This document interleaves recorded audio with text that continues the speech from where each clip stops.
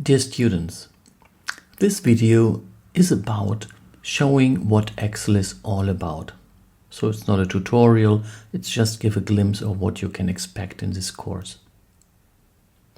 Excel is a spreadsheet or table calculation, and you can see the table right here. You can see the cells, the columns and the rows. Within the cells you can enter constants like the number in here or a name in there. But, and this is important, you can enter as well formulas, like for example the sum of those cells. Yeah, you can read it. It's the sum of the cells B2 to B6, and this is then automatically calculated.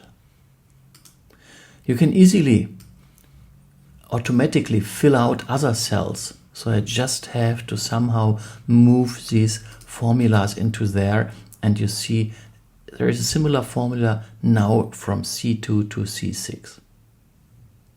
If I change values, for example, I'll enter 10,000 in here, then the values in the formulas are updated if they depend on this cell. You can do more things. You can do, for example, insert and prepare diagrams. And again, if I prepare some data in here, if I change it, I make a 10,000 in there as well, then you can see the diagram will change as well. So everything is connected, and this makes it a very flexible and very powerful tool.